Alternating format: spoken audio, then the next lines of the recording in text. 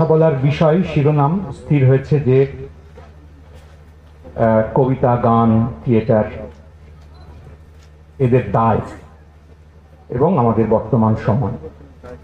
এখন আপনারা সবাই নিশ্চয়ই এটা খেয়াল করবেন যে এটা একটা বিরাট বড় আলোচনার বিষয়, অনেক রকম তর্কাতর্কি আছে এই বিষয়কে নিয়ে।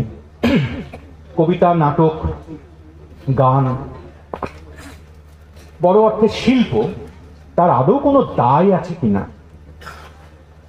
এটা একটা জরুরি প্রশ্ন বটে। পৃথিবী উত্তাল হয়ে গেছে সব প্রশ্ন নিয়ে বহুবার। অনেক ধরনের রচনাকার, শিল্পী তারা বলবার চেষ্টা করেছেন যে দায়টাই নেই।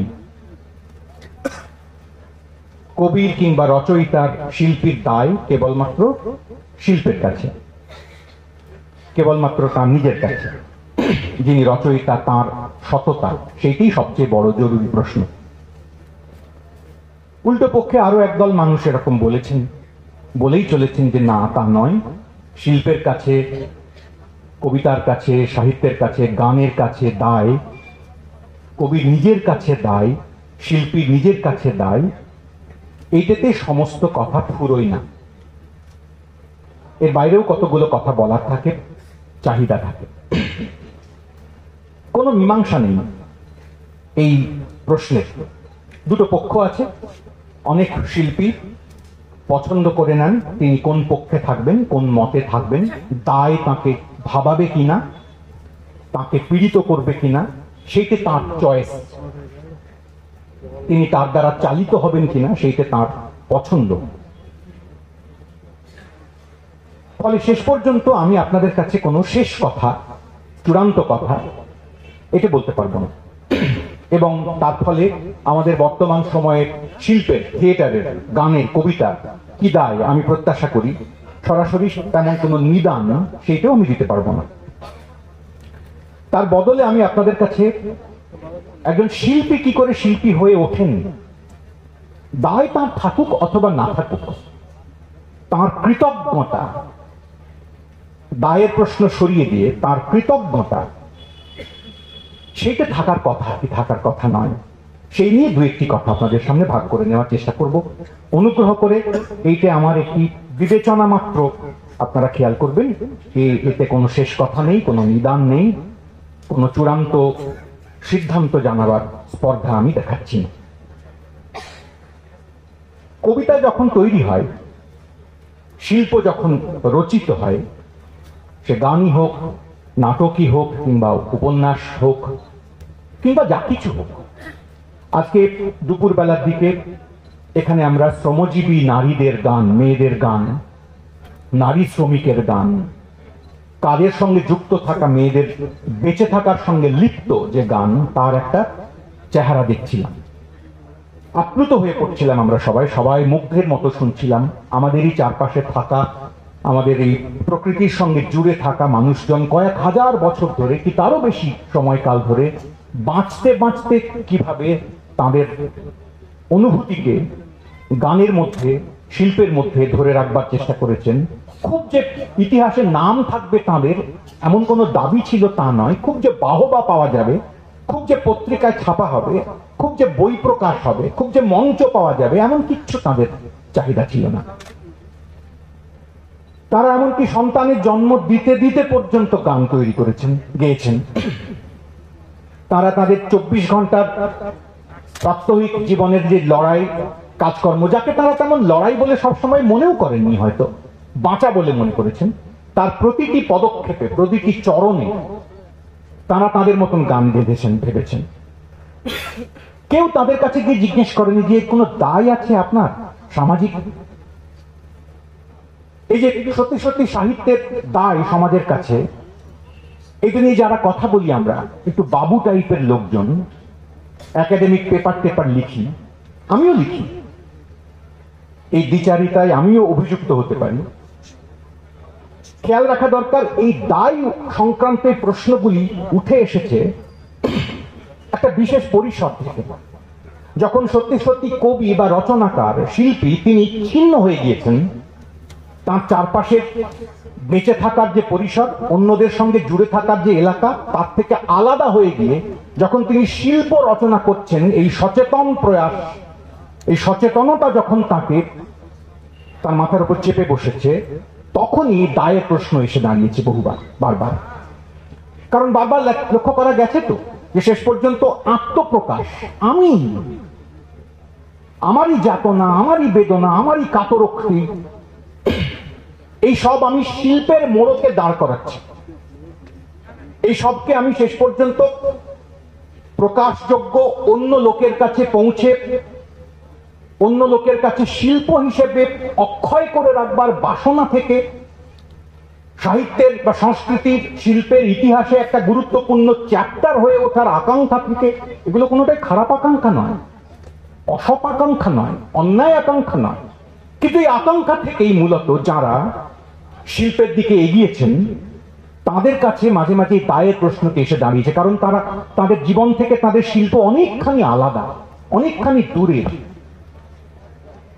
কিন্তু যে মানুষটি প্রকৃতির সঙ্গে কথা বলতে বলতে, বাঁচতে বাঁচতে গান লিখেছেন, নিঃশ্বাস নেওয়ার মতন করে কবিতা তৈরি করেছেন, আর্তনাদ করেছেন কখনো কখনো, উল্লাস প্রকাশ করেছেন, আহ্লাদ প্রকাশ করেছেন কখনো কখনো, তাদের কাছে এই রচনার জন্য আলাদা করে দায় স্থির করার দরকার পড়েনি। শিল্প তাদের জীবনের সঙ্গে ওতপ্রোত। এই যে অঞ্চলে আমরা দাঁড়িয়ে এখন কথা বলছি, সভা করছি, আয়োজন যা চমৎকার করে করেছি, অনেক মানুষ এসেছেন, এই পরিসরের লাগোয়া যে বিস্তীর্ণ অঞ্চল, সেই অঞ্চলের মানুষজনের ক্ষেত্রে জীবনের সঙ্গে শিল্প এরকম যাকে বলে লেপ্টে আছে, লিপ্ত হয়ে আছে, একাকার হয়ে আছে। ফলে তাদের কাছে কার্যত শিল্প রচনা করায় বেঁচে থাকার দায়। শিল্প না তৈরি করে তিনি থাকতেই পারবেন না। গান না গেয়ে বেঁধে, কবিতা না তৈরি করে, কথা না বলে ছড়িয়ে, কিস্সা আখ্যান ইত্যাদির মধ্যে ঢুকে আবার বেরিয়ে না এসে তার টিকে থাকাই সম্ভব হবে। ফলে গোটা জীবন আর শিল্প গায়ে গায়ে লাগোয়া। আমরা যারা ছিঁড়ে এসেছি, যারা আমরা শিল্পকেও পণ্য আকারে তৈরি করবার চেষ্টা করেছি, প্রতিটি শিল্পের পিছনে একজন নির্দিষ্ট রচয়িতাকেই মালিক হিসেবে চিহ্নিত করার চেষ্টা করেছি। এই কবিতাটির মালিক ইনি, এই উপন্যাসের মালিক ইনি। আমার কথা আপনাদের কারো কারো খুবই বেখাপ্পা লাগতে পারে, কারণ গত কয়েকশো বছর ধরে তো এইটাই আমাদের অভ্যেস। ওমা, লেখার একজন মালিক থাকবেন না, লেখক থাকবেন না, এবার কেমন তর কথা। কিন্তু ঠিকই এইটা আমাদের মাথার মধ্যে গত কয়েকশো বছর ধরে গেঁথে আছে যে একটা লেখার একটা মালিক, একটা রচয়িতা, এবং তাকে চিহ্নিত করে দেওয়ার মধ্যে দিয়ে এই গোটা সংস্কৃতির ভেতরে একটা নতুন চাল আমরা তৈরি করে ফেলতে পেরেছি।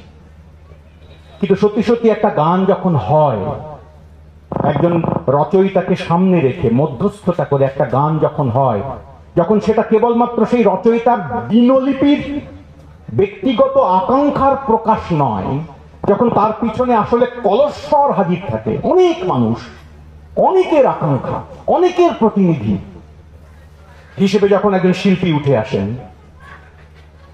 সেই অনেকের প্রতিনিধি হিসেবে কবির পরিসরটি আস্তে আস্তে বিলীয়মান, ফিকে, আলগা। কিন্তু সত্যিই তো তাই। আপনারা খেয়াল করে দেখবেন, যে কোনো রচয়িতা যখন কোনো গান তৈরি করেন, নাটক তৈরি করেন, কত আলাদা আলাদা মানুষের সঙ্গে সংসর্গে, যোগাযোগে, লড়াইতে, তর্কে, ঝগড়ায়, প্রেমে, ঘৃণায়, বিরূপতায়, বিদ্রুপে একটা রচনা হয়ে ওঠে। সে রচনায় খোদিত থাকে একটা লোকের নাম।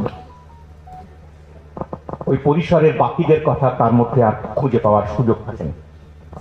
এমনকি রচয়িতাও মাঝে মাঝে এই কৃতজ্ঞতাটুকু রাখেন না মনে। আমি কাউকে আঘাত করবার জন্য বলছি না, কথাটা আমাকে মার্জনা করবেন না। অনেক সময়, সব সময় নয়, অনেক সময় যে কৃতজ্ঞতা একজন শিল্পীকে আচ্ছন্ন করে থাকার কথা, সেই কৃতজ্ঞতা সেই শিল্পীকে আচ্ছন্ন করে থাকে না। অনেক সময় তিনি নিজেই ঈশ্বর সমান, স্রষ্টার মতন একক কৃতিত্ব দাবি করতে থাকেন। তাকে দেওয়াও হয়, তিনি দাবিও করেন। তখনই এই প্রশ্ন আসতে থাকে যে এত মানুষ, আমরা যে তোমাকে কবি হিসেবে পাঠালাম, আমরা যে তোমাকে শিল্পী হিসেবে, গায়ক হিসেবে, রচয়িতা হিসেবে, কথাকার হিসেবে গড়লাম, সবাই মিলে গড়লাম, আমাদের সবার ব্যথার খতিয়ান জমিয়ে রাখবার এবং প্রকাশ করবার দায় ছিল তোমার। অনেক কাল আগে একটা চমৎকার গান শুনেছিলাম আমরা, আপনারাও অনেকে জানেন, ঘুরতি গান। কবি নিজেই লিখছেন, সবার কথা কইলে এবার কবি তুমি নিজের কথা কও, বলো। এটা তো কাজ ছিল কবি, সবার কথা বলা, অনেকের কথা বলা, অন্যের কথা বলা। কখনো কখনো রচয়িতা অন্যের কথা বলতে ভুলে যান, নিজের কথাই বলেন। নিজের কথা বলা কি খারাপ? না, মোটেও খারাপ নয়। কেন খারাপ হবে? কত ব্যথায় তো কবিও থাকেন, শিল্পীও থাকেন, কিন্তু তার সঙ্গে সঙ্গে বাকিদের ব্যথার খবর কবি ছাড়া রাখবে কে? একটা গোটা ব্যবস্থা শিল্পী তৈরি করে অনেকে মিলে। আমি পারবো না, তুমি পারো, সবাই মিলে তৈরি করে। এই যারা আমরা মাস্টারি করি, স্কুল কলেজে পড়াই, তারা একটা ছাত্রকে ধীরে ধীরে তিল তিল করে যখন তৈরি করার চেষ্টা করি, তখন খেয়াল করি যে গোটা সমাজ নানা দিক থেকে যে যার মতন সাধ্য, দুয়ানা, চারানা, পাঁচানা, একটু সহচর্য, একটু একটু হাসি, একটু মিঠে কথা, একটু পিচ্চাপ্রাণ, এইসব দিয়ে গড়ে তুলছে তাকে। আমরা পারিনি, তুমি পারো, এই কথা বলি। শিল্পীও তাই। কৃতজ্ঞতা অতএব শিল্পীর একটা খুব গভীর গুরুত্বপূর্ণ শর্ত হওয়ার কথা। সবসময় হয় না, শিল্পী চুপ করে যান, চুপ করে থাকেন, সব কথায় রাগ করেন না। কিন্তু কবে তো সেই কবিকে বলা হয়েছিল, কবি বলেছিলেন, মীর তাকি মীর, উর্দু ভাষার বিখ্যাত এক কবি, গালিবেরও পূর্ববর্তী। চমৎকার একটি গজলের দুটি পংক্তি আপনাদের পড়ে শোনান। কবিকে বলছিলেন কখনো কখনো, আমরা তো অনেক সময় স্বেচ্ছাবৃত নীরবতার নিয়ে ইচ্ছে করে চুপ করে থাকি। চারপাশে তোলপাড় হচ্ছে, হইচই হচ্ছে, মারপিট হচ্ছে, সব সাফ হয়ে যাচ্ছে প্রায়, বন জঙ্গল জমিন সব। সেই সময়ও কখনো কখনো আমাদের চুপ থাকতে ইচ্ছে করে। সেই রকম চুপ থাকার সময়টুকুতে কবির কাছে, শিল্পীর কাছে এরকম বার্তা পাঠাচ্ছিলেন মীর তকি মীর। দুটি লাইন আপনাদের পড়ে শোনায়। কবিকেই বলছেন, শায়ের হো মত চুপকে রহো, अब चुप में जाने जाती है। शायर हो कवि তুমি, চুপ কে মত রহো अब। কেন? তার কারণ চুপ মে জানে জাতি হ্যায়, প্রাণ চলে যায় চুপ থাকে। তাহলে কি করতে হবে? পরের পংক্তিতে বলছেন, বাত করো বায়াত পড়ো, কুছ বাইতে हमको बताते रहो। কথা বলো,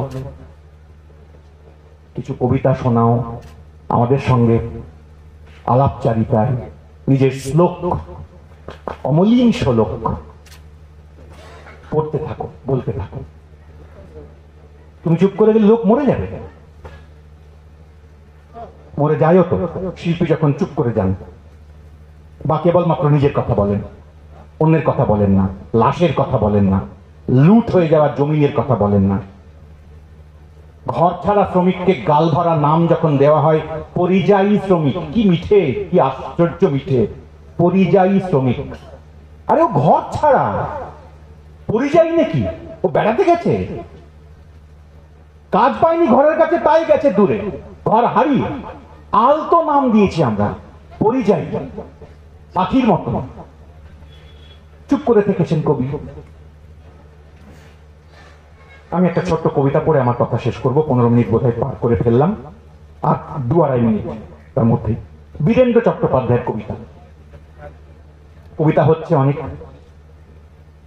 তিনি এরকম একটা কবিতা লিখছেন, আমাদের এই চুপ করে থাকা, অকৃতজ্ঞ থাকা, অন্য মানুষের কথা বলতে না চেয়ে নিজেরই কথা বলা, কেবল এইরকম সময়ে এই কবিতা আমাদের খানিকটা নাড়িয়ে দিতে পারে। 4 স্তবকের কবিতা, দ্রুত শেষ করব। আমার সন্তান যাক প্রত্যহ নরক, আমারই ভাষার একজন কবি তো লিখেছিলেন, আমার সন্তান যেন থাকে দুধে ভাতে। সেই কথাটাকে খানিকটা মস্করা করে, ব্যঙ্গ করে, কাউন্টার করে, প্রতিবাদ করে বীরেন্দ্র চট্টোপাধ্যায় লিখছেন এই কবিতা। আমার সন্তান যাক প্রত্যহ নরকে, ছিড়ুক সর্বাঙ্গ তার ভাড়াটে জল্লাদ। আপনাদের যদি 1970 সালে লেখা এই কবিতা কোনোভাবে 2024 সালের কোনো বাস্তবতার দিকে তাকাতে ইশারা করে, তাহলে তার দায় আমার নয়, কবির দায়। আমার সন্তান যাক প্রত্যহ নরকে, ছিড়ুক সর্বাঙ্গ তার ভাড়াটে জল্লাদ।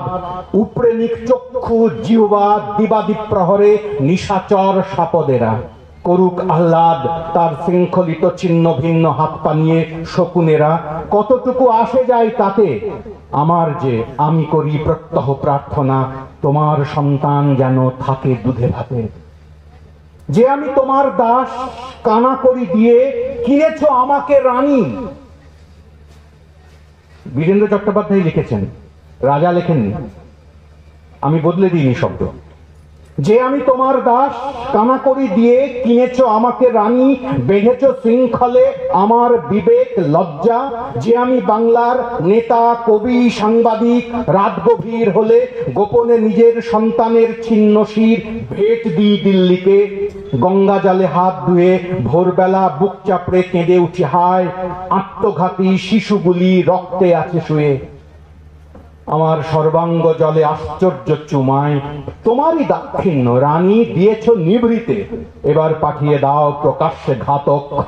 বাগানে যে কটি ফুল আছে ছিঁড়ে নিতে, প্রত্যেক কাগজে আমি লিখব ফুলের ভেতরে পোকার নিন্দা, খুনির বাহবা। প্রত্যহ বাংলার শিশু গোলাপ কটির সর্বনাশে সরগরম করব আমি সভা। আমার সন্তান যাক প্রত্যহ নরকে, ছিড়ুক সর্বাঙ্গ তার ভাড়াটে জল্লাদ। উপরে নিক চক্ষু জিহ্বা দিবাদিপ প্রহরে নিশাচর সাপদেরা। করুক আহ্লাদ তার শৃঙ্খলিত ছিন্ন ভিন্ন হাত পা দিয়ে শকুনেরা। কতটুকু আসে যায় তাতে আমার, যে আমি করি প্রত্যহ প্রার্থনা, তোমার সন্তান যেন থাকে দুধে ভাতে। কবি হিসেবে কোনো দায় নেই, শিল্পী হিসেবে কোনো বাড়তি দায় নেই, কোনো দায় নেই। মানুষ হিসেবে আছে, এটুকুই শিল্পীর মাঝে মাঝে স্মরণ রাখার কথা। এটুকুই শিল্পের কাছে অশিল্পীদের, আমাদের মতন লোকেদের আবেদন। নমস্কার।